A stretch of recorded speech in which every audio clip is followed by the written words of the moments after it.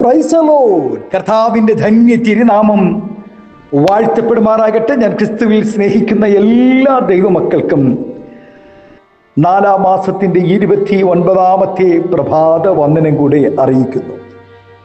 ലോകമെമ്പാടുമായിരുന്നു കൊണ്ട് ഈ പ്രഭാതവും വചന സന്ദേശം ശ്രവിക്കുന്ന എല്ലാ ദൈവദാസന്മാർക്കും വാത്സല്യ കുഞ്ഞുങ്ങൾക്കും എൻ്റെ ഹൃദയത്തിൻ്റെ ആഴമേറിയ സ്നേഹത്തെയും വന്ദനത്തെയും നന്ദിയും ഒപ്പം പ്രാർത്ഥനയും അറിയിക്കുന്നു.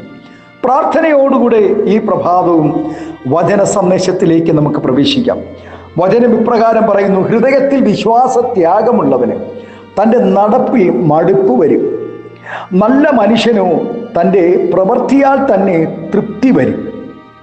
കഴിഞ്ഞ കാലങ്ങളെ അപേക്ഷിച്ച് മനുഷ്യന്റെ ജീവിത നിലവാരം വളരെ ഉയർന്നിട്ടുണ്ട്. എങ്കിൽ പോലും മനുഷ്യൻ പൊതുവെ പലതിലും അസ്വസ്ഥരാണ്. തനിക്കുള്ളത് കൊണ്ട് ഒന്നിനും തൃപ്തി വരാതെ പിന്നെയും പലതും പ്രാപിക്കേണ്ടതിന് നെട്ടോട്ടമോടുന്നു. ആഗ്രഹിച്ചത് നേടിയെടുത്താലും അതിലും തൃപ്തി കണ്ടെത്തുവാൻ കഴിയാതെ വീണ്ടും വീണ്ടും മറ്റു പലതിനായും ഹൃദയം വെമ്പൽ കൊള്ളുകയും അവൻ്റെ അസ്വസ്ഥത വർദ്ധിച്ചു വരികയും ചെയ്യുന്നു. ഒരാൾക്ക് എത്ര പണം ലഭിച്ചാലും മതിയെന്ന് പറയുന്നില്ല. പണത്തോട് പണം കൂട്ടിവെക്കുവാൻ രാവും പകലും കാലവും പ്രായവും നോക്കാതെ ജീവിക്കുവാൻ മറന്നും കുടുംബത്തെ മറന്നും മനുഷ്യർ നെട്ടോട്ടമോടുന്നു ഈ കാലഘട്ടങ്ങളിൽ. പക്ഷേ ഒന്നിനും തൃപ്തി വരുന്നില്ല താനും. പലരും പണത്തിൻ്റെ പിന്നാലെ പോയി ദൈവത്തെ മറക്കുന്നു. തങ്ങൾ നേടിവെച്ചത് ആർക്കെന്ന് അവർ അറിയുന്നില്ല. അതിനെ സംബന്ധിച്ച് ഞാനീ പറയുന്നത് കേൾക്കുക. ദ്രവ്യപ്രിയന് ദ്രവ്യം കിട്ടിയിട്ടും ഐശ്വര്യപ്രിയന് ആദായം കിട്ടിയിട്ടും തൃപ്തി വരുന്നില്ല. അത് മായയത്രേ. ദൈവത്തിൻ്റെ കോപ ദിവസത്തിൽ അവരുടെ ധനം അവരെ വിടുവിക്കുന്നില്ല. ധനം സമ്പാദിക്കുന്നതിന് വേണ്ടി ഏതു നീച പ്രവൃത്തിയും ചെയ്യുവാൻ മനുഷ്യർ മടിക്കുന്നില്ല. ദ്രവ്യാഗ്രഹത്തിൻ്റെ പിന്നാലെ പോയ ആഹാബിൻ്റെയും യേശുവിനെ ഒറ്റിക്കൊടുത്ത യൂദായുടെയും അന്ത്യം വളരെ ദയനീയമായിരുന്നു. പ്രിയ ദൈവവൈതലേ, ധനം വേണ്ടെന്നല്ല, നമുക്ക് ജീവിക്കുവാൻ ഈ ഭൂമിയിൽ ധനം ആവശ്യമാണ്, ധനം വേണം. നമ്മുടെ തലമുറകൾക്ക് വേണ്ടി നാം ധനം സമ്പാദിച്ച് വെക്കുകയും വേണം. ദൈവം നമുക്ക് ധനവും ആരോഗ്യവും ആയുസ്സും നൽകി ഈ ഭൂമിയിൽ നമ്മെ മാനിക്കുമ്പോൾ മറ്റുള്ളവരെ കൂടെ കരുതുവാനുള്ള ഒരു നല്ല മനസ്സ്, ആ ഒരു തിരിച്ചറിവ് നമുക്കുണ്ടായിരിക്കണം. ലക്ഷങ്ങളും കോടികളും എണ്ണിയാൽ തീരാത്ത സമ്പത്തും നൽകി ദൈവം ഒരുവനെ ഉയർത്തുമ്പോൾ ഈ ഭൂമിയിൽ നമ്മെപ്പോലെ ജീവിക്കുവാൻ ആഗ്രഹിക്കുന്ന ഒത്തിരി സാധുക്കൾ ഉണ്ടെന്ന് നാം മറന്നു പോകരുത്. 1 സെന്റ് ഭൂമിയില്ലാതെ ഈ ലോകത്തിൽ പ്രാണൻ പോയാൽ, മരിച്ചു പോയാൽ തന്നെ നല്ലൊരു ശവമടക്കിന് വേണ്ടി ഇടമില്ലാതെ എത്രയോ പ്രിയപ്പെട്ടവർ ഈ ഭൂമിയിൽ കഷ്ടത അനുഭവിക്കുന്നു. കയറിക്കിടക്കാൻ ഒരു നല്ല വീടില്ലാതെ, കഴിക്കുവാൻ നല്ല ഭക്ഷണമില്ലാതെ, ഉടുക്കുവാൻ നല്ല വസ്ത്രമില്ലാതെ ഇന്നും നാം പാർക്കുന്ന ഈ ഭൂമിയിൽ അനേക മനുഷ്യരുണ്ട്. നാം എത്ര കാലം ഈ ഭൂമിയിൽ ജീവിച്ചിരിക്കുക എന്നത് അറിയില്ല. ദൈവം നൽകുന്ന ആയുസ് തൃപ്തിയോടും സന്തോഷത്തോടും കൂടെ ആയിരിക്കുകയും മറ്റുള്ളവരെ കരുതുകയും ചെയ്യുക എന്നതാണ് നമ്മുടെ ആയുസ്സിലെ ഏറ്റവും നല്ല കാര്യവും അതുതന്നെയാണ് ദൈവം നമ്മൾ ആഗ്രഹിക്കുന്നത്. നന്മ ചെയ്യുന്നവനെ ദൈവം ദീർഘായുസ് കൊണ്ട് തൃപ്തി വരുത്തും എന്ന് ദൈവവചനം പറയുന്നു. ഹല്ലേലൂയ, സ്തോത്രം. ദീർഘായുസ് കൊണ്ട് ഞാൻ അവനെ തൃപ്തി വരുത്തും, എൻ്റെ രക്ഷയെ ഞാൻ അവന് കാണിച്ചു കൊടുക്കുമെന്ന് പറയുന്നു. 91-ാം സങ്കീർത്തനത്തിൽ പറയുന്നു.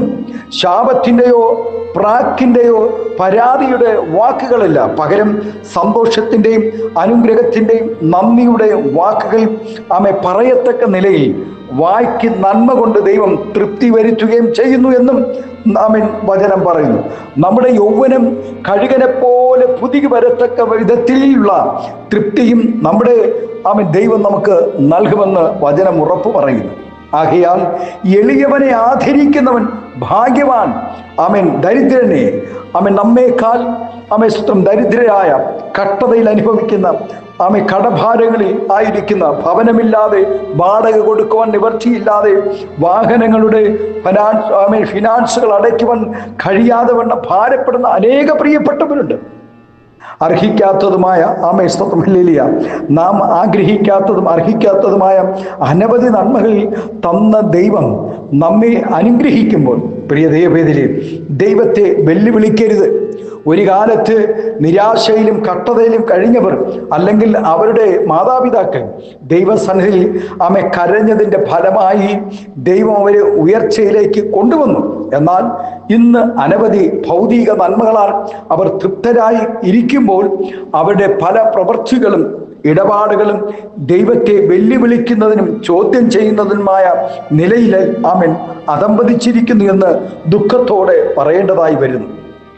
ഞങ്ങൾ അർഹിക്കാത്ത പല നന്മകളും അനുഭവിച്ച് തൃപ്തരായിരിക്കുമ്പോൾ ദൈവത്തെ മറക്കുന്നതും തങ്ങളുടെ കഴിവ് കൊണ്ടാണ് ഇതൊക്കെ നേടിയത് എന്ന് പറയുന്നതും അങ്ങനെ ചിന്തിക്കുന്നതും അപകടകരമാണെന്ന് ഈ പ്രഭാതത്തിൽ കുഞ്ഞെ നീ തിരിച്ചറിയണം. ഹല്ലേലൂയ.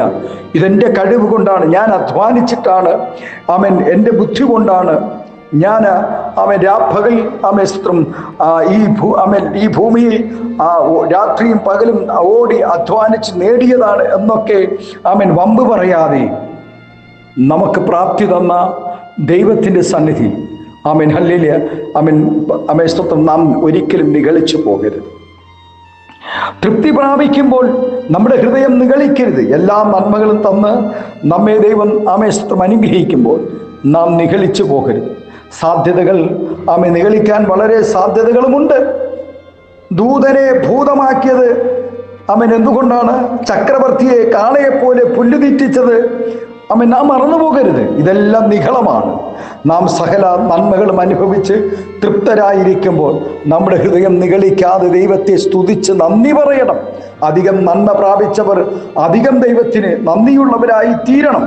കാരണം നാം അർഹിക്കാത്ത നന്മകളാണ് ദൈവം നമുക്ക് നൽകിയിരിക്കുന്നത്. ഓരോരുത്തർക്കും വ്യത്യസ്തമായ കഴിവുകളും സൗന്ദര്യവും ആരോഗ്യവും ജീവിത സാഹചര്യങ്ങളും ശുശ്രൂഷകളുമാണ് ദൈവം നൽകിയിരിക്കുന്നത്. നാം മറ്റൊരാളെ പോലെ ആകണമെന്നോ മറ്റാരുടെയെങ്കിലും ഒപ്പത്തിനൊപ്പം വേണമെന്നോ ആഗ്രഹിക്കുവാൻ പാടില്ല. അസൂയയും പരാതികളും ഇല്ലാതെ ദൈവം തന്നിരിക്കുന്ന ആ നന്മയിൽ നാം തൃപ്തരായിരിക്കണം. അതുപോലെ മറ്റൊരാളുടെ എല്ലാ ബുദ്ധിമുട്ടുകളും തീർക്കുവാൻ നമുക്ക് കഴിയില്ല എങ്കിലും നമുക്ക് കഴിയുന്നിടത്തോളം മറ്റുള്ളവരെ സഹായിക്കുവാനും തൃപ്തിപ്പെടുത്തുവാനും ഇടയാകണം. ഹല്ലേലൂയ. ദൈവം നമ്മളിൽ കൂടെ ആഗ്രഹിക്കുന്നു. നമുക്ക് സമ്പത്ത് തരുന്നത് എന്തിനു വേണ്ടിയാ? മറ്റുള്ളവരെ കൂടെ ചേർത്ത് നിർത്താൻ വേണ്ടി. നമുക്ക് നല്ലൊരു വാഹനം തരുന്നത് എന്തിനാ? മറ്റുള്ളവരെ നടന്നു പോകുന്ന ക്ഷീണിക്കുന്നവരെ കൂടെ കയറ്റാൻ വേണ്ടിയിട്ടാണ്. ഹല്ലേലൂയ. അതിന് എത്ര മനോഹരമായിട്ടാണ് ഷണ്ണൻ ഫിലിപ്പോസിനെ തൻ്റെ രഥത്തിൽ കൂടെ കയറ്റിയത്. പരിശുദ്ധാത്മാവ് പറയുന്നു സ്തോത്രം ഹല്ലേലൂയ, രഥത്തോടുകൂടെ ചേർന്ന് നടക്കാൻ പറയുമ്പോൾ ആ രഥത്തിൽ കൂടെ എത്തിപ്പെടുവാൻ ഫിലിപ്പോസ് ഓടുകയാണ്. ഫിലിപ്പോസിന്റെ ഓട്ടം കണ്ടപ്പോൾ ഹല്ലേലൂയ ആ ഷണ്ണൻ ഫിലിപ്പോസിനെ കൂടെ രഥത്തിൽ കയറ്റുകയാണ് ചെയ്യുന്നത്. ഹല്ലേലൂയ. ഒരു രാജ്യത്തിൻ്റെ ധനകാര്യ വകുപ്പ് കൈകാര്യം ചെയ്യുന്ന ധനകാര്യ വകുപ്പ് മന്ത്രിയാണ്. എന്നിട്ട് പോലും തൻ്റെ രഥത്തിൻ്റെ പിന്നാലെ ഓടിയ ഒരു ദരിദ്രനായ ഉപദേശിയെ, ഒരു പ്രവാചകനെ തൻ്റെ രഥത്തിൽ കയറ്റുവാൻ താൻ മനസ്സു കാണിച്ചു.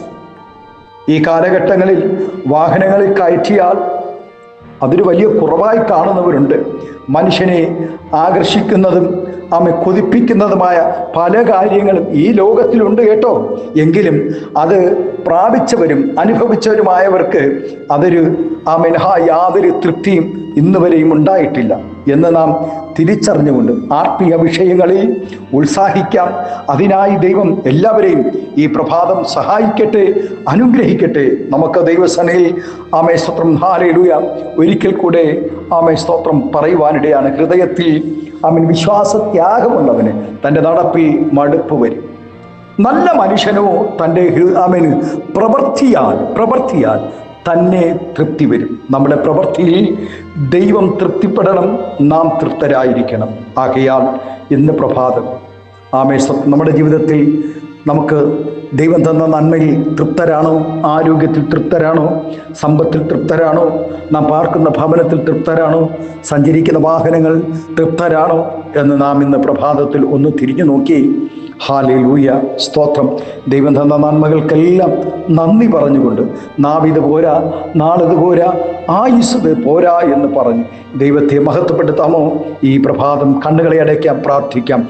പരിശുദ്ധ ദൈവമേ, സ്നേഹവാനായ ഞങ്ങളുടെ നല്ല കർത്താവ്, അനുഗ്രഹം പ്രശാന്തമായ നല്ല പ്രഭാതത്തിനായി നന്ദി പറയുന്നു. ഞങ്ങൾ ഈ ഭൂമിയിൽ ജീവിക്കുമ്പോൾ ദൈവം ചെയ്ത എല്ലാ നന്മകൾക്കും നന്ദി പറഞ്ഞുകൊണ്ട് ഞങ്ങൾ അഹങ്കരിക്കാതെ നിഗളിക്കാതെ കർത്താവെ, ദൈവഭയത്തിലും ദൈവകൃപയിലും ദൈവസ്നേഹത്തിലും നിറയുവാൻ പരിശുദ്ധാത്മാവ് സഹായിക്കാൻ. ഈ ലോകമോഹങ്ങളിൽ ആരും അകപ്പെട്ടു പോകുവാൻ ഇടവരാതെ ഇന്ന് പ്രഭാതം ഈ ശബ്ദം കേൾക്കുന്ന ആരെങ്കിലും തൃപ്തി പ്രാപിക്കുവാൻ കഴിയാതെ കർത്താവെ ആരെങ്കിലും ആയിരിക്കുന്നെങ്കിൽ ഇന്ന് പ്രഭാതം തൃപ്തി പ്രാപിക്കുന്ന ഒരു നല്ല മനസ്സ് സ്വർഗം നൽകണം, ആദരിക്കണം. എല്ലാവിധമായ നന്മകളും അനുഗ്രഹങ്ങളും പകരും. മഹത്വം എടുക്കണം.